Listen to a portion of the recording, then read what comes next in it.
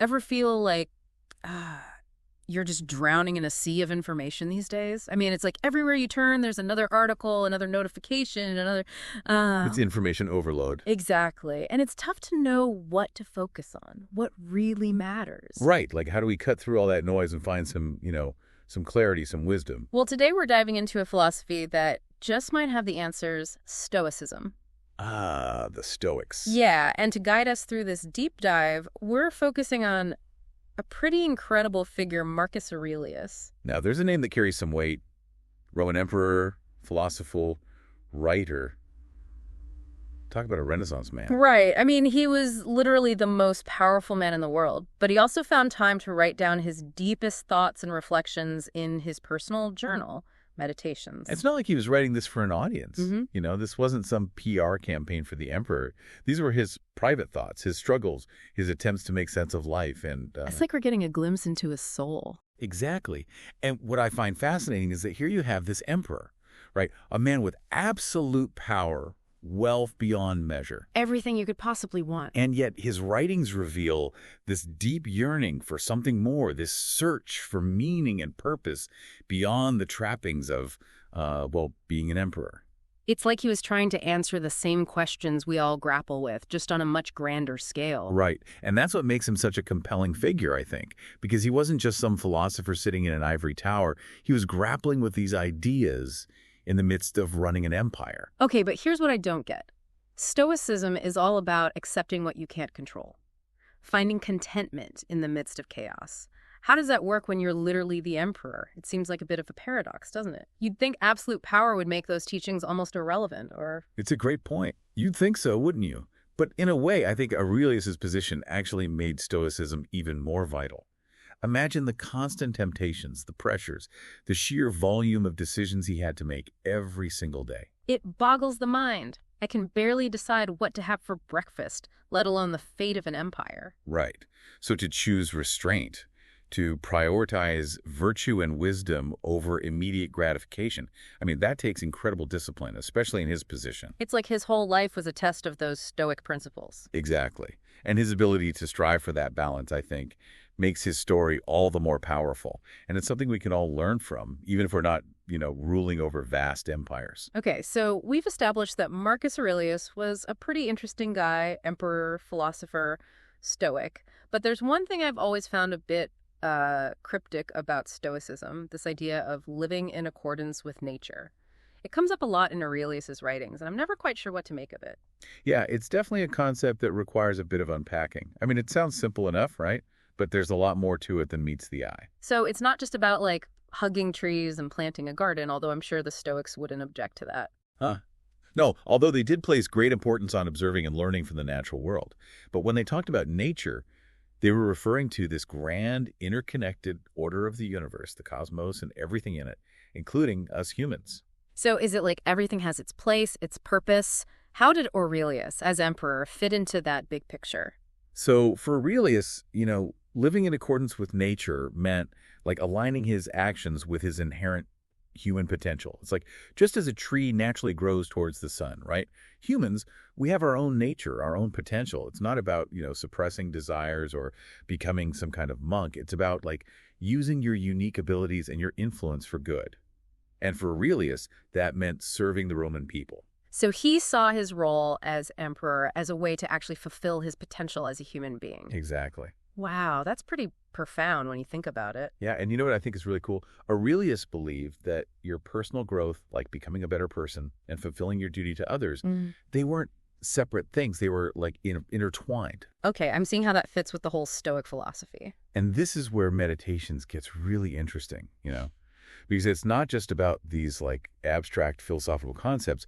It's about like the raw human struggles of trying to actually live by those principles. Yeah, and I can only imagine those internal struggles would be amplified when you're an emperor. So what were some of the most, striking themes that emerged from his writing? What really stood out to you? Well, one of the most powerful, and I think probably the most relevant to us today, is that idea of focusing on what you can control, right? And accepting what you can't. Right. Classic Stoicism. Exactly. Now, that's kind of Stoicism 101, right? Yeah. But Aurelius really put it into practice in this, intense way. I mean, imagine being emperor during a barbarian invasion. It's not like you could just be like, oh, well, that's out of my control. I'm just going to, like, chill out and have a glass of wine. Right, because you're talking about the fate of an entire empire resting on your shoulders. Yeah. No pressure. Right. Exactly. So for Aurelius, accepting what you couldn't control, it wasn't about giving up or becoming passive. It was about focusing laser-like on what he could control. His own thoughts, his own actions, his own responses to those external events. Yeah. And meditations is like full of these little reminders to himself, these pep talks almost, to stay calm, stay rational, even in the face of like massive challenges. I think a lot of us can relate to that, even if it's not on such an epic scale, right? Whether you're dealing with a traffic jam or, a global pandemic. Totally.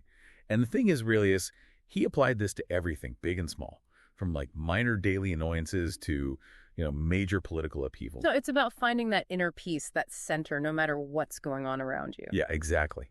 It's about recognizing that you always have a choice in how you respond to things.